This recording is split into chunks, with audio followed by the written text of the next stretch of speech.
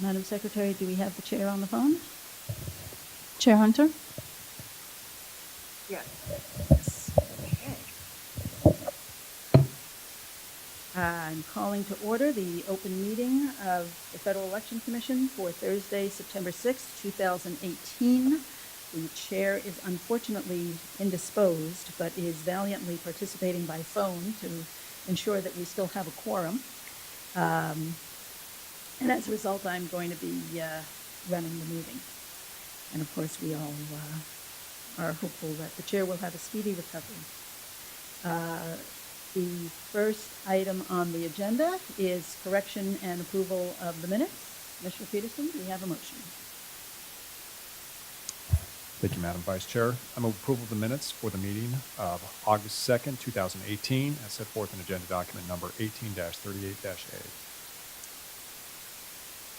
Is there any discussion of the motion? If not, I will call the question. All in favor? Aye. Aye. Thank you. The motion passes unanimously. The next item on the agenda is Draft Advisory Opinion 2018-11 from Microsoft, which is represented here today by Mr. Barron and Mr. Wang of Wiley Ryan. If you and your client, if she would like to, are welcome to come to the table. I suspect there may be some questions and discussion.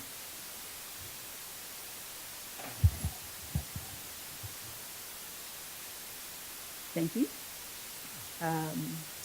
Mr. Wenzinger, do you have a presentation for us? Thank you, Madam Vice Chair. Good afternoon, Commissioners. Agenda Document 1841A is a draft response to an advisory opinion request submitted by Microsoft. The requester asks whether it may offer a package of enhanced online security services at no additional charge on a nonpartisan basis to its election-sensitive customers, including federal candidates and national party committees. The draft concludes that the provision of such services is permissible and would not result in the making of a prohibited in-kind contribution, because Microsoft would be providing such services based on commercial and not political considerations in the ordinary course of its business, and not merely for promotional consideration or to generate goodwill. We received no comments on the request and one on the draft. I'm happy to answer any questions you might have. Thank you, Mr. Wenzinger. And I will just apologize to the requester and the public for the delay. It's been an unusual day here, and I did not actually receive a copy of the comment until shortly before the meeting, and wanted a little bit of extra time to actually read it. And I have confirmed with Mr. Barron that he too has received a copy of the comment. So my first question. Excuse me, Madam Vice Chair. This was actually a late submitted document. Oh, my so goodness. if we could please. Commissioner Peterson. Thank you, Madam Chair. I'd be happy to make that motion. I move that the Commission waive the rules on the timely submission of agenda documents so that it may consider in open meeting agenda document number 18-41-A. Thank you. Any comments? If not, I'll call the question. All in favor, say aye. Aye. Aye. Thank you. The motion passes unanimously. Thank you, Madam Secretary. Mr. Barron, do you have any comments on the comment? Well, yes. Or on the draft, or both? Well, first of all, Commissioners, thank you for this opportunity to be here, and thank you for the meeting and for considering this request so quickly. I do want to add to the record here that I'm accompanied by Ms. Ginny Badanes, B-A-D-A-N-E-S, who is with the Cybersecurity and Democracy Project of Microsoft Corporation, and is here with me in case the Commission has any questions about how this program would actually work. Perhaps like me, I'm not all that computer illiterate or cyber secure in my own views, but Ginny is and is available here for any questions on how this would be actually implemented. First, we would like to say that we obviously agree with the conclusion that is represented in Draft A. as well as the way it is represented, because it approves the Microsoft Account Guard program on the basis that it is being, first of all, offered to customers. I mean, these are people who actually use Microsoft products and pay for the product. And we have described them as election-sensitive customers, which does include federal candidates and national party committees. But as our request sets out, we are initially providing these enhanced cybersecurity features to others who are involved in election-related activities, including, I would note, think tanks. And I would say that, as a result, the commenter to this advisory opinion would qualify for Account Guard, as it would also qualify for discounts on the purchase of Office 365 as a 501c3 organization. And I don't know if they use our products, so obviously we hope so. If they do, I just want to make sure they know they would qualify for purchasing it at a discounted rate, as would be the case for all similarly situated tax-exempt organizations. And as we set out in the request, this type of approach in terms of costs and fees for various Microsoft users is extended in other ways and to other large groups of customers, including educators and educational institutions, as well as think tanks. And as we set out in our request, Microsoft's intention is to expand Account Guard even more after initial implementation, starting with the candidates and political parties, as well as the think tanks and election-related vendors. It would go on to encompass potentially, and this is a likely rollout, it would encompass election officials, voting officials, state, secretaries of state. I frankly could conceive if federal government purchasing rules permit, that it would extend even to perhaps the Federal Election Commission, which apparently is related and potentially an election-sensitive user of Microsoft products. So the first important element of the conclusion is that this does involve customers, and also that the reason that this is being provided to election-sensitive customers is that it's based on commercial and not political considerations. It is in the ordinary course of Microsoft's business, and it is not merely for promotional consideration or to generate goodwill.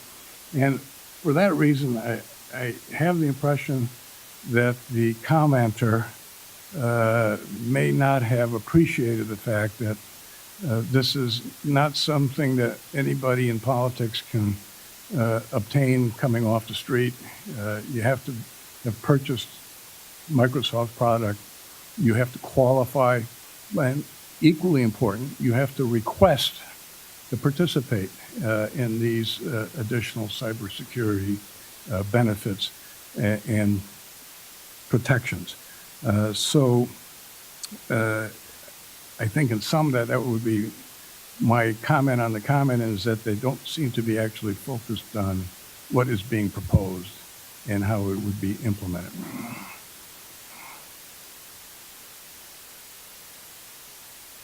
Well, since you offered, let me ask your client, how does this work?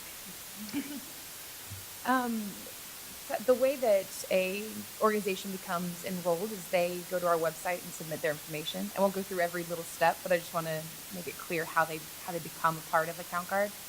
They request an invitation. We do a vet to make sure they are who they say they are, to make sure that they are an eligible participant, and also to ensure that they're an Office 365 customer, because that's a requirement for the program. At that point, we send them an invitation. They accept, they fill out some additional information, and they become enrolled.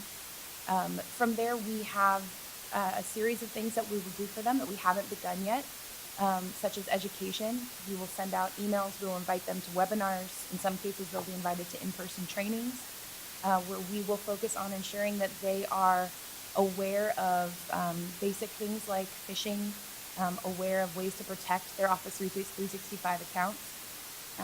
What they'll also have access to is to invite individual stakeholders who are associated with their organization.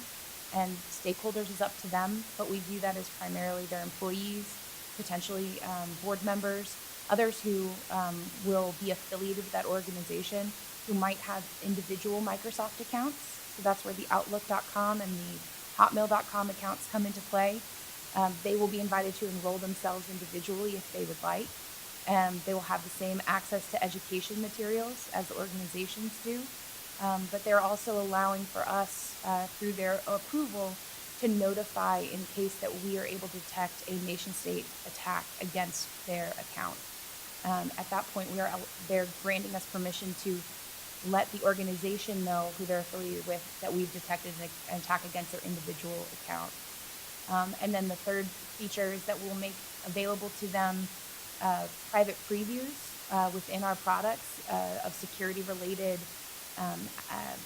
features. This is really almost more of us just providing them information and pointing them in the right direction. Private previews are available already, but it's us identifying that this particular preview, for example, an Office 365 security feature that requires their admin account to have dual-factor, two-factor authentication turned on.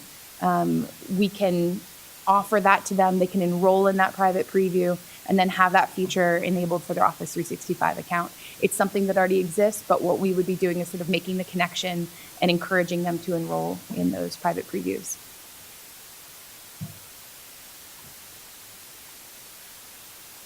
So how exactly does it work? You're talking about provide them with protection. Do they hook up to your equipment? Is it something you download? How are they protected with this? Sure. Once they enroll, they've provided us with their domain information, which we use to enhance our monitoring for their accounts.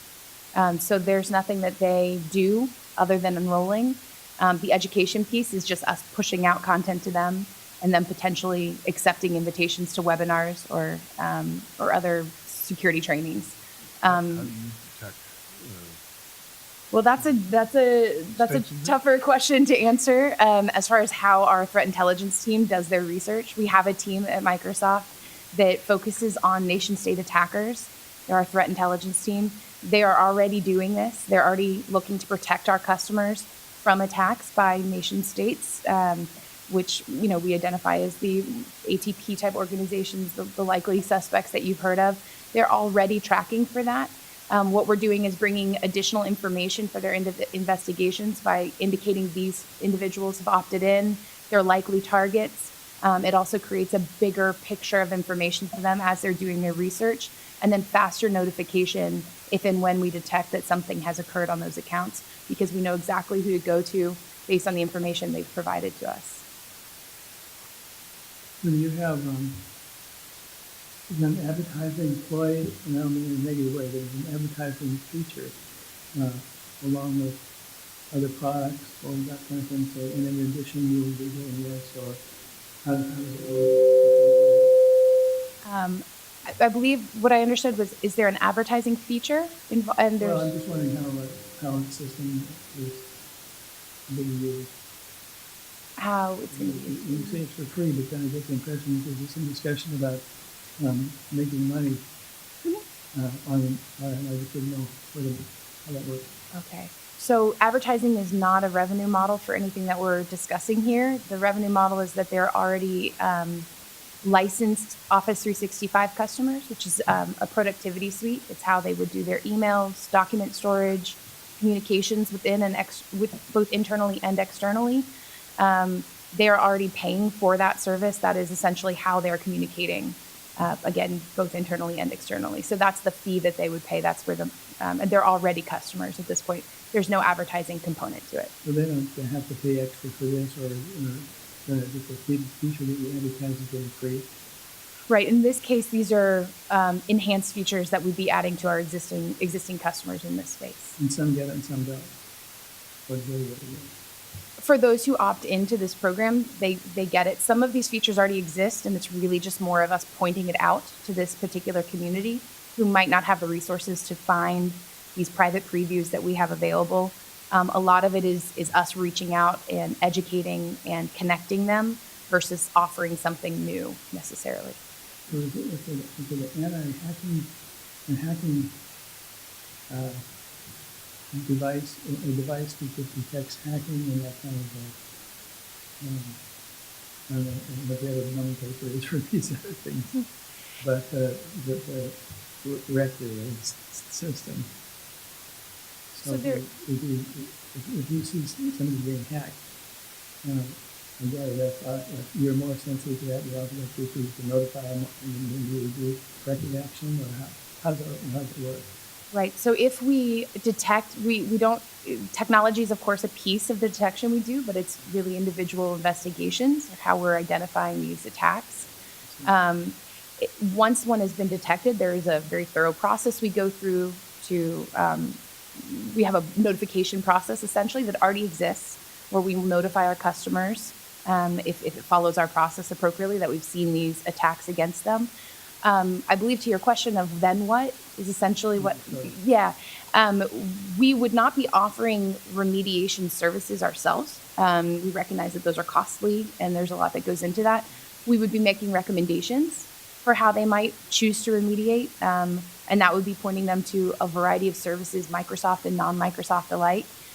We'll do our best to provide them with pointers without actually going in and doing the remediation or the mitigation after the fact of the attack. That wouldn't, they of course can hire Microsoft to do that, and maybe that's the appropriate choice in a particular case, but we wouldn't be offering that as a service in this case, no. Well, there was a couple of, you had a chance to read the letter that just came in this afternoon. I have quickly read it, yes. Yeah, so did I. Still, I'd like to one more time, because I did notice, and I pointed out to you, two areas that I thought were of interest to me in terms of how. Yeah, excuse me. Is that better? Yes, it is, thank you. Two areas that are of interest to me in terms of maybe assuring that it stays focused, and it's not something that, as you saw, there were 3 or 4 different examples of how this thing can move in another direction. That was suggested, but it says, consistent with past precedent, the commission should state expressly that a company offering free or discounted services who, quote, maintain and increase market share cannot render the corporate contribution as anything but. And then over on, and then it goes to, for example, which talks to CompuServe. And then on the other one, toward the very end, last paragraph, if the commission nevertheless adopts an advisory opinion approving Microsoft's request, rather than laboring to justify the provision of such services for commercial purposes, the commission should transparently and forthrightly state that it is doing so to implement FICA's ban on foreign participation in elections, in 52 U.S.C. Section 3121, and that the opinion is limited only to services that are necessary and directed to further that ban. So how do we react to those suggestions?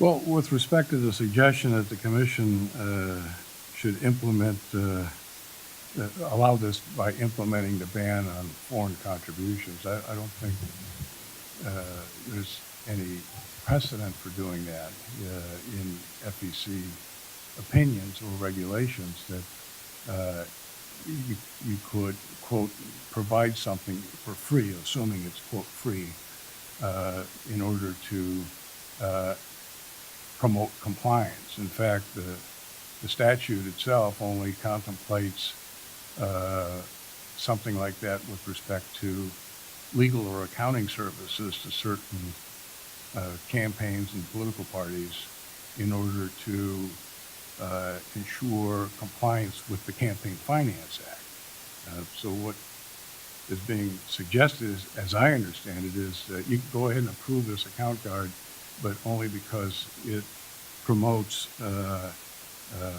compliance with the ban on foreign contributions.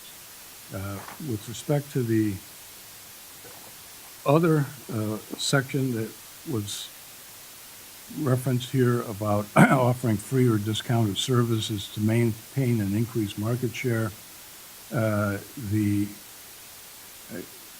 reference here, as I understand it, is to the CompuServe advisory opinion.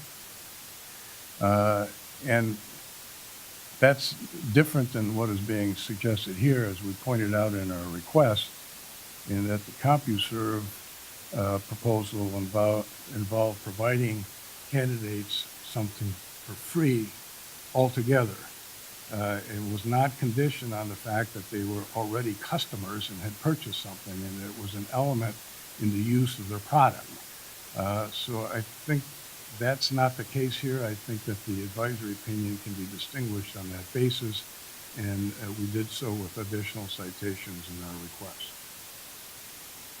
I hope that answers your question. It does, Bobby, I just mentioned CompuServe because it's part of the sentence in the second matter I mentioned, but the last one was the suggestion at the very tail end of the letter, the last paragraph. I'm sorry, sir, I didn't. The last paragraph of the yellow mark that I gave you. Well, The last paragraph of the letter, a yellow mark, and that was the one that I referred to a little earlier, Yeah, where it said, yeah. If the commission, I just read it out to you. Pardon me if I'm not coming through. I thought I addressed that Okay. first. Yeah, I think you did too, except you were referring to the other paragraph.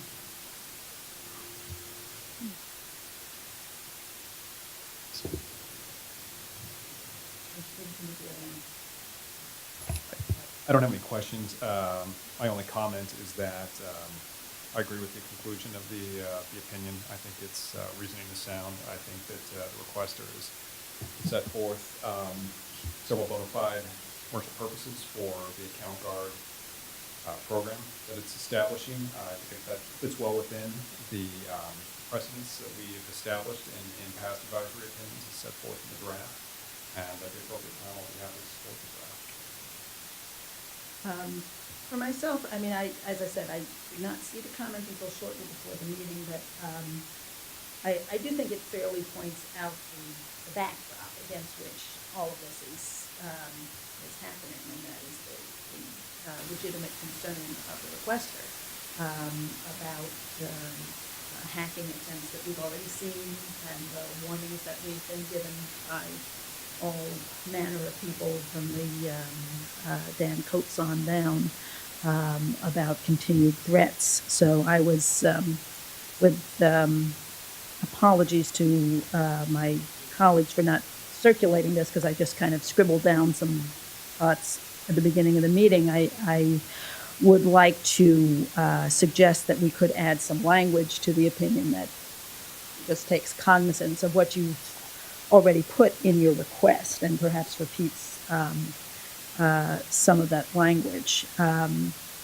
What I would suggest is in the first place, this is a pretty simple one, to emphasize the point that you made earlier, that this is not just being offered to political committees, and that is in the fact section. But I thought we could add on page 4 of the draft, at line 7, where it says Microsoft may offer the Account Guard program at no additional charge on a nonpartisan basis to election-sensitive customers, including, and I would add, but not limited to, federal candidates and national party committees. I believe to be just a true statement of what you've already told us, but would emphasize that point that it's not something that's just an exclusive venue to political committees. The other suggestions that I have would be on page 7, and again, with apologies that I don't have this in writing for folks. I would propose to add a sentence on line 8, in between the sentence that ends customers and the one that starts accordingly. And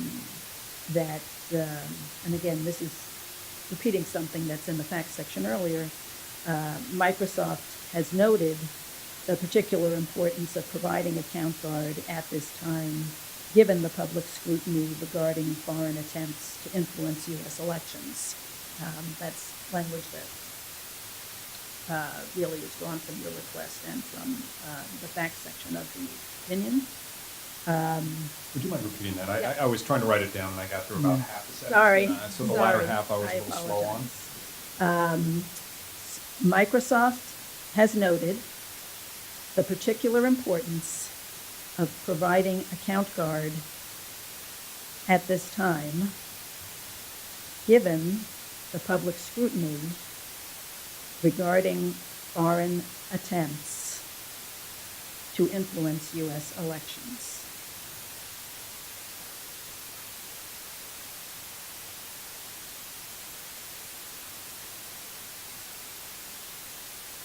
And that is actually, in part, repeating language from the facts section on page 3 in the last bullet point. Okay. And I tried to stay very close to the same language there, so as not to introduce any new, new elements for people.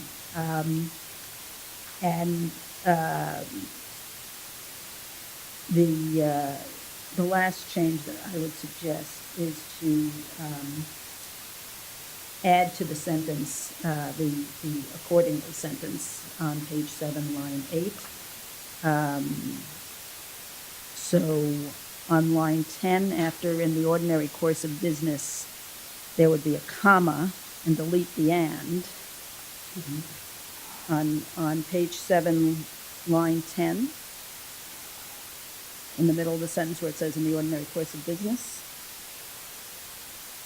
there would be a comma after business, the and would be deleted, and there would be on line 11, a comma after goodwill, because I'm going to propose an additional phrase in that sentence that would read, and because the provision of the account guard program would further the Commission's implementation of the ban on foreign participation in elections at 52 U.S.C. Section 30121. And I will ask any of my colleagues and the requester for feedback about that, since I scrolled it down pretty quickly. But it's an attempt to acknowledge the context in which all of this is taking place and the context in which we are trying to give you an expedited answer, because I think we're all very, very cognizant of the threats that are out there and the need to respond quickly, and for government and private industry to work together to try and do whatever all of us can do to protect our elections. Support, can I get one more time? I think we got most of it. Yep.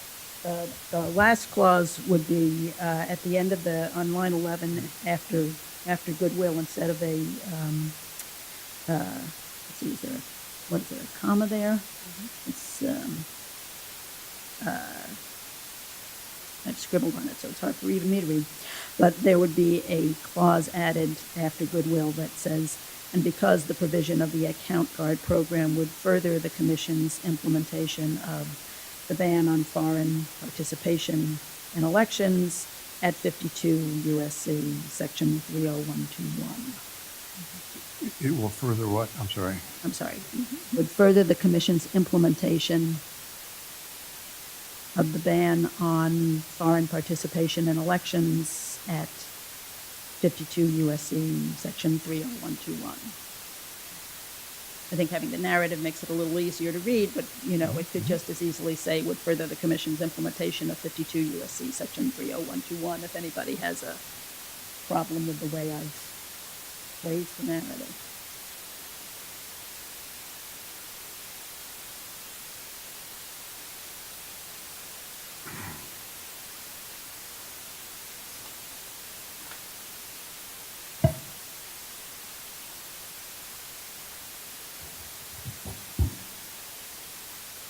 Visual. I like the language. I think it's nicely and also addresses the issue that I raised, and I think it raised by, in that letter, where the suggestions made that, rather than saying it's only for commercial purposes, there's also a means for doing it by taking advantage of participation and action. I think that is important, and, we can support that.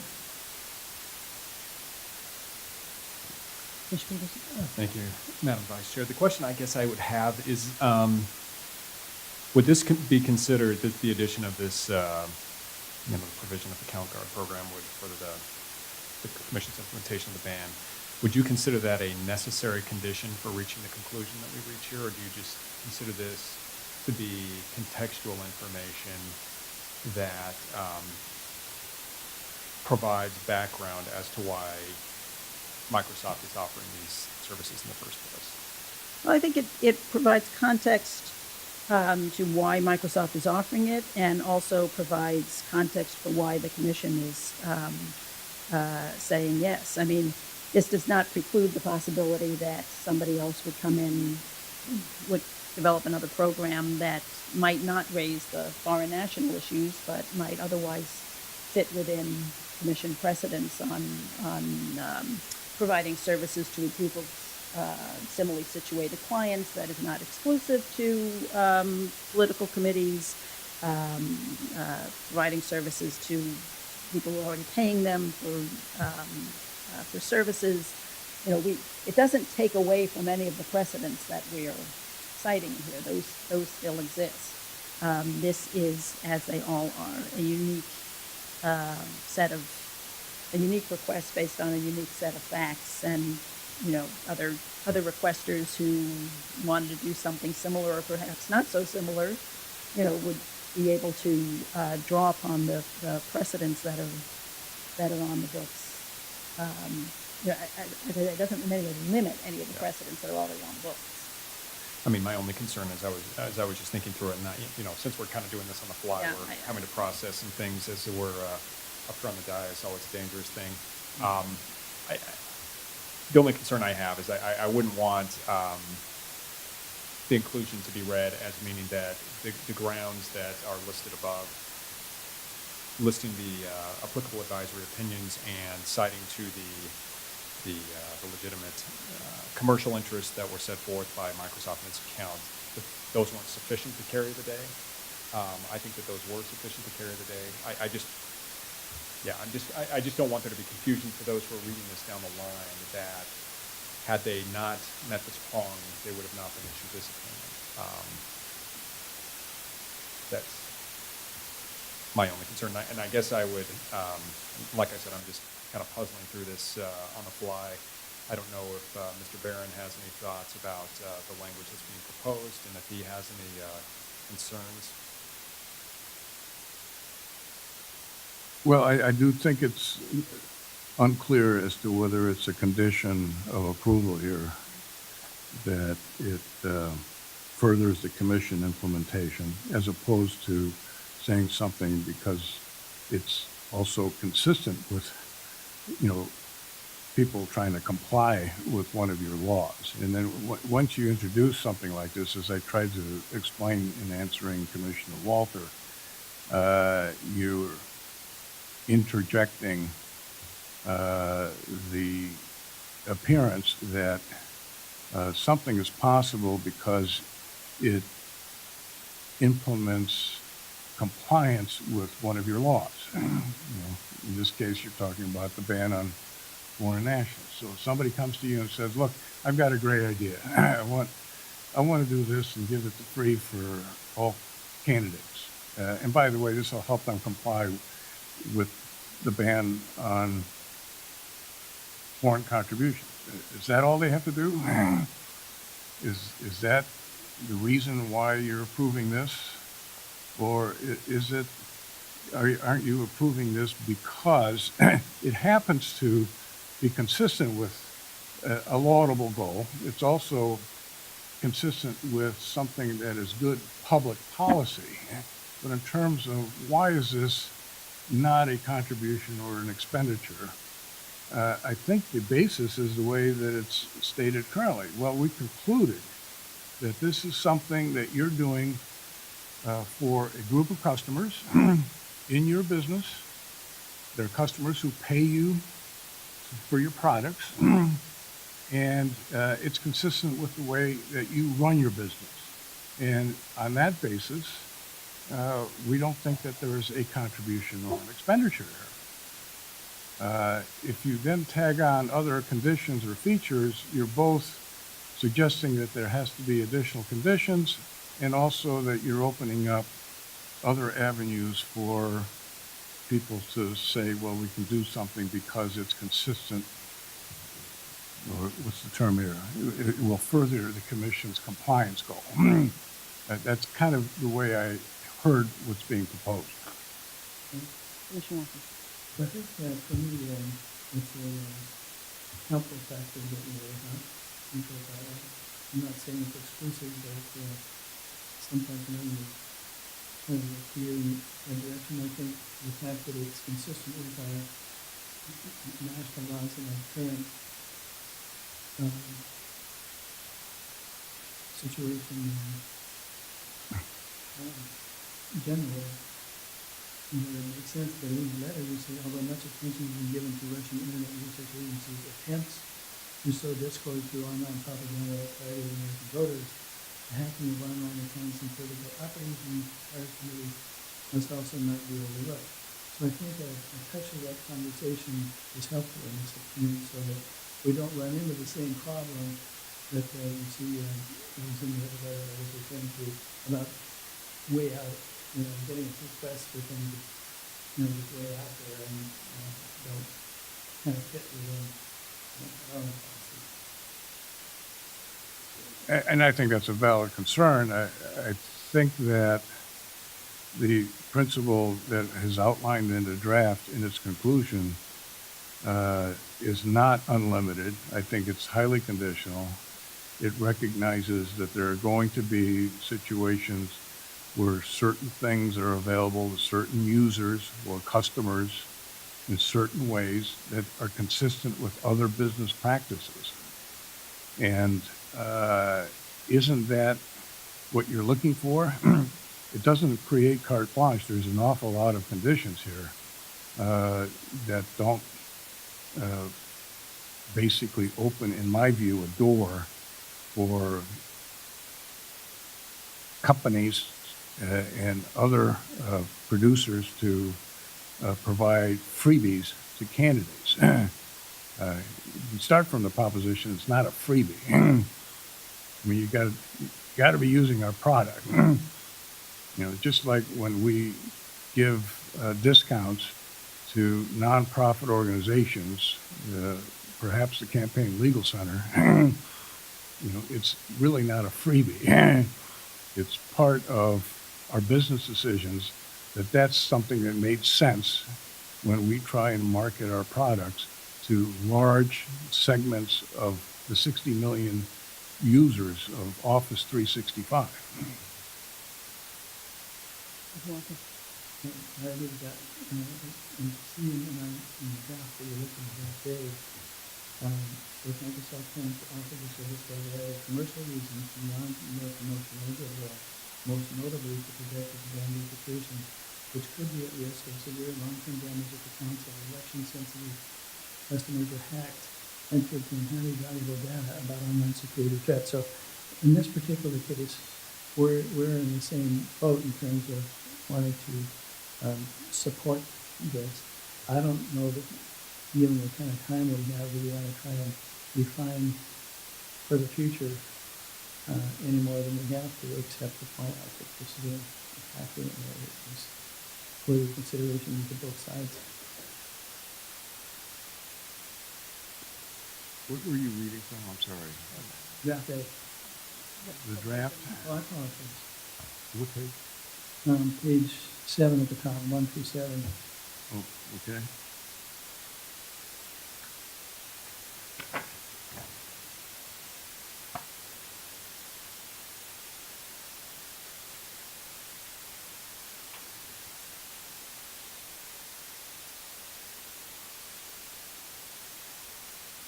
Well, if you were suggesting that the current language is sufficient, I agree.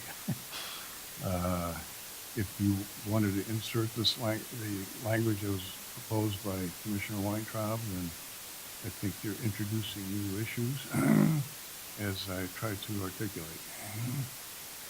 Well, I support the, Commissioner Weintraub's point, because I don't think they're getting, off base on that at all. I think it's aligned with the sense of the rest of that bill. Commissioner Peterson? Thank you, Madam Vice Chair. I support the changes that you recommended up until that final one, which I'm still a little bit stuck on.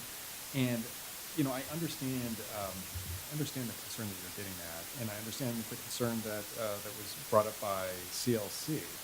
But in an effort to try to, and I view their comment as trying to avoid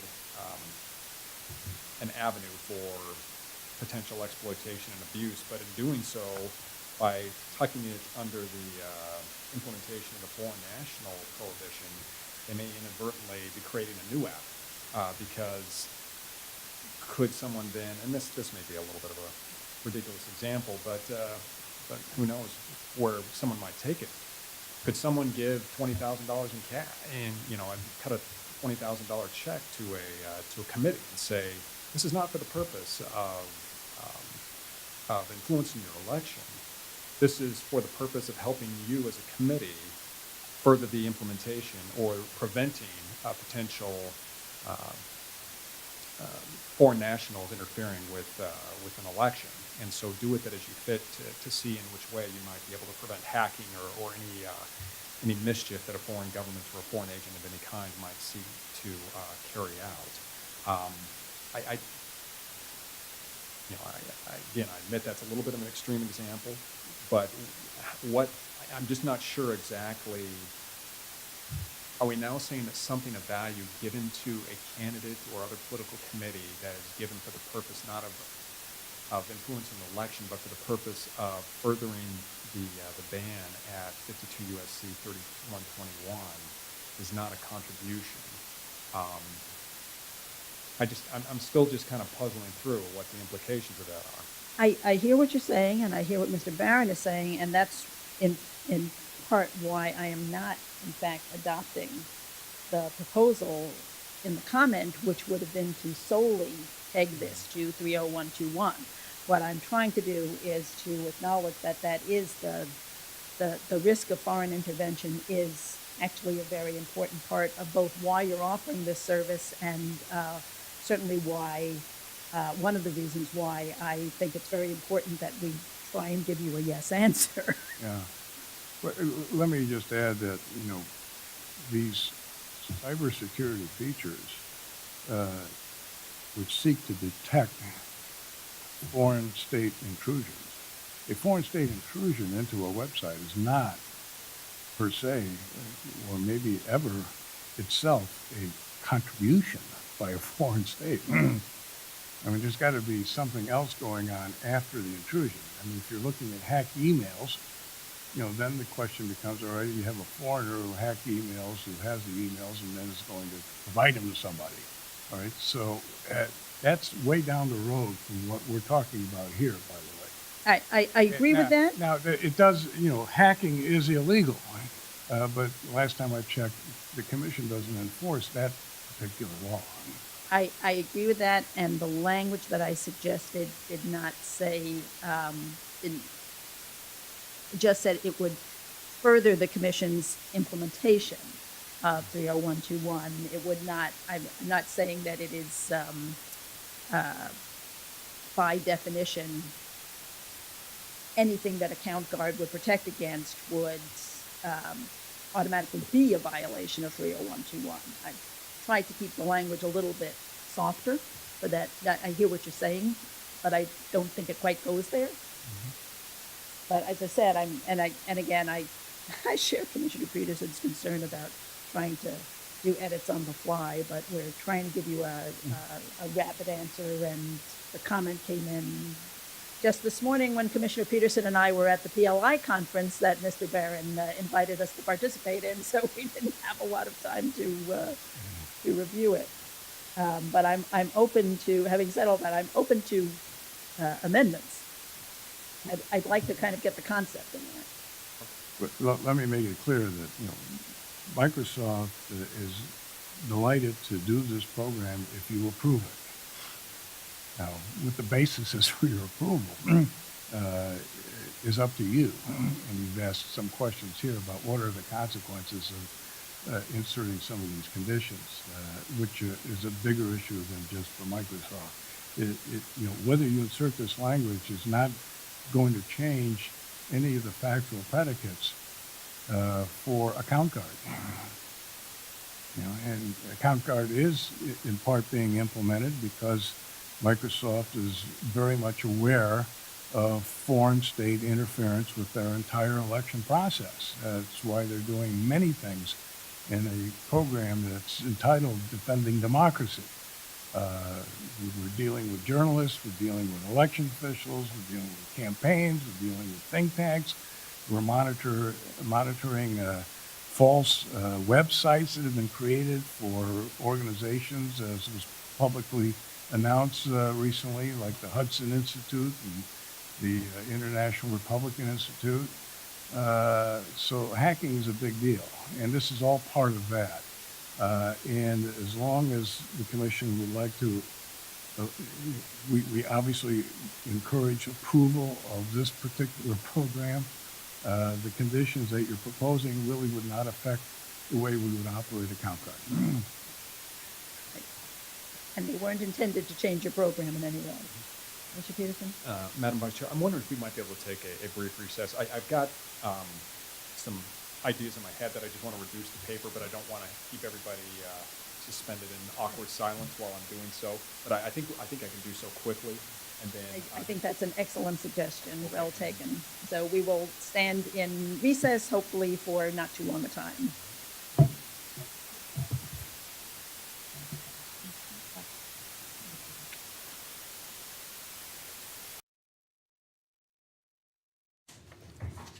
Okay, I think we're back. Just want to confirm that we still have our quorum. Chair Hunter, are you still on the phone? Yes, I'm still here. Great, thanks. We appreciate your patience, and I particularly apologize to you because I know it's particularly difficult to do these kinds of edits when you're not sitting here with us looking at the same pieces of paper that we are.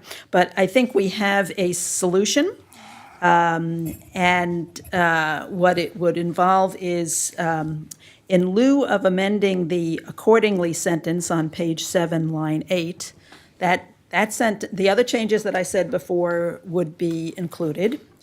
We would make no changes to the accordingly sentence, but would add immediately after that sentence on page 7, line 12. Moreover, the commission notes that the provision of the Account Guard program would further the commission's implementation of the ban on foreign participation in elections at 52 U.S.C. section 30121. And I will just look around the room and see if anybody wants to comment on that in any way. And if not, perhaps we are ready for a motion. If anybody wants to dare try it. Commissioner Peterson? I'd be happy to make that motion. I don't know if a requester would have any further comment, or you're just saying take the vote and let us out of here. The bottom line is yes, they'll be happy. Vote. Okay. My draft together and make sure that I've got all the relevant edits in place. So with respect to advisory opinion 2018-11 submitted by Microsoft, I move approval of draft A as set forth in agenda document number 18-41-A, except that the following changes be reflected in that draft. On page 4, line 7, after the word including, that the phrase "but not limited to" be added, so that that phrase would now say including but not limited to federal candidates and national party committees. On page 7, line 8, after the word customers, that we add the language, Microsoft has noted the particular importance of providing account guard at this time, given the public scrutiny regarding foreign attempts to influence U.S. elections. And finally, on page 7, line 12, after the word contribution and the period, insert the following sentence, moreover, comma, the Commission notes that the provision of the Account Guard program would further the Commission's implementation of the ban on foreign participation in elections at 52 U.S.C. Section 3121, period.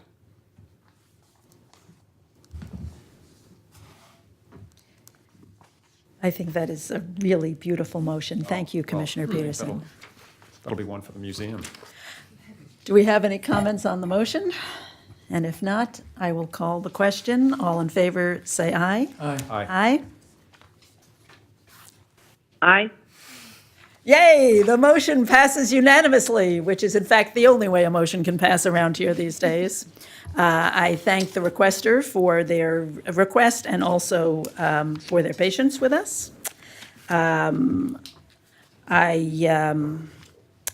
brings us to the next item on the agenda, Thank you. which is notification of availability for Reg 2018-02, Leadership Packs Personal Use, Agenda Document 18-39A. And Mr. Wenzinger, you are still with us. I'm a star today. You are. On July 24th, 2018, the Commission received a petition for rulemaking from Campaign Legal Center, Issue 1, and 5 former United States representatives asking the Commission to revise and amend the existing regulation concerning the personal use of campaign funds to specify that the regulation applies to leadership PAC funds. The Office of General Counsel has examined the submission and determined that it qualifies as a petition under the Commission's regulations. Therefore, we have drafted a notification of availability, Agenda Document 18-39A, seeking comment on whether the Commission should initiate a rulemaking on the proposal in the petition. Please let us know if you have any questions. Thank you, Mr. Wenzinger. I particularly appreciate this petition because it is consistent with my longstanding interpretation of the personal use restrictions at Section 30114. And I will note that the Commission has unanimously, on many occasions, recommended that Congress change the law to ensure that all political committees are covered by the personal use restrictions. I think, there are some real risks here, perhaps particularly in the context of super PACs and other entities that are not run by people who are subject to election and reelection, and never come before the voters and don't have that form of accountability. But I think that given the statutory framework that we have, even I can't read this provision broadly enough to say that it covers super PACs in its current form. However, I do think it can, and I have read it this way in the past, be read to cover leadership PACs. The key language being a contribution accepted by a candidate and any other donation received by an individual as support for activities of the individual as a holder of federal office may be used for various, as long as they're not put to personal use. And I think that phrase at the beginning covers leadership PACs because they are established by office holders who tend to be candidates. They're not all candidates. Some of them have said they're no longer running for re-election, but most of them are candidates. And in any event, it's certainly a donation received by an individual as support for activities of the individual as a holder of federal office, since the whole premise of leadership PACs is that office holders use them to as a means of raising and contributing funds to other members in order to support their plans to rise in the leadership of their respective parties. So I like this petition a lot. I will note that while this has been my longstanding view, it has not been the consensus view on the commission. So I am hoping we get a lot of great persuasive comments. Maybe that will help move the conversation along. Any other comments on the petition? Hearing none, I will entertain a motion. Commissioner Peterson. Thank you, Madam Chair. I move approval of the notification of availability for Reg 2018-02, Leadership Packs Personal Use.